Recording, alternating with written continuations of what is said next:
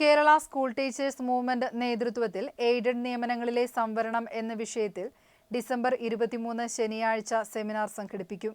തുല്യനീതി, അവസര സമത്വം തുടങ്ങിയ ഭരണഘടനാ മൂല്യങ്ങൾ പൂർണ്ണമായും അട്ടിമറിക്കപ്പെടുന്ന മേഖലയാണ് എയ്ഡഡ് മേഖലയിലെ അധ്യാപക, അനധ്യാപക നിയമനങ്ങൾ. ഈ നീതി നിഷേധത്തിന്റെ ഏറ്റവും വലിയ ഇരകളാണ് കേരളത്തിലെ പട്ടികജാതി, പട്ടികവർഗ, ആദിവാസി വിഭാഗങ്ങൾ. കാരണം ഈ വിഭാഗങ്ങൾക്ക് സ്വന്തമായി എയ്ഡഡ് സ്ഥാപനങ്ങൾ ഇല്ല എന്ന് മാത്രമല്ല, ഈ നിയമനങ്ങൾ ഒരു തരത്തിലുള്ള സംവരണവും ഇവർക്ക് അനുവദിക്കുന്നുമില്ല.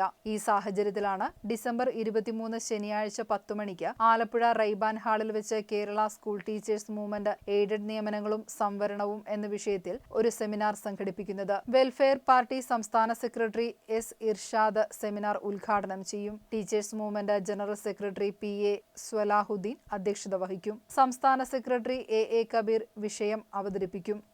കേരള സ്കൂൾ ടീച്ചേഴ്സ് മൂവ്മെന്റ് അതിൻ്റെ സംസ്ഥാന സമ്മേളനം 2024 ഫെബ്രുവരി മാസം 15, 16, 17 തീയതികളിൽ തിരുവനന്തപുരത്ത് വെച്ച് നടക്കുകയാണ്.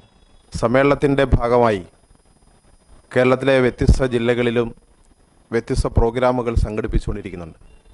അതോടൊപ്പമാണ് ആലപ്പുഴ ജില്ലയിൽ നാളെ നടക്കുന്ന റൈബാൻ ഹാളിൽ നടക്കുന്ന എയ്ഡഡ് നിയമനങ്ങളിലെ സംവരണം എന്ന വിഷയത്തെ അടിസ്ഥാനമാക്കിക്കൊണ്ടുള്ള ഒരു സെമിനാർ.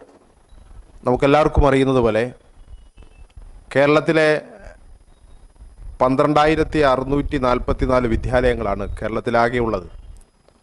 അതിൽ 7,277 എയ്ഡഡ് വിദ്യാലയങ്ങളാണുള്ളത്.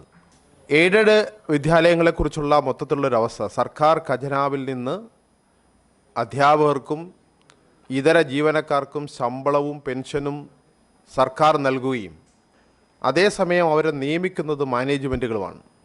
ആ നിയമനങ്ങളെ സംബന്ധിച്ച് രാജ്യത്തെ യാതൊരു നിയമവ്യവസ്ഥകളും അവിടെ പാലിക്കപ്പെടുന്നില്ല എന്നതാണ് KSTM മുന്നോട്ട് വയ്ക്കുന്ന ഏറ്റവും സുപ്രധാനമായ ഒരു കാര്യം.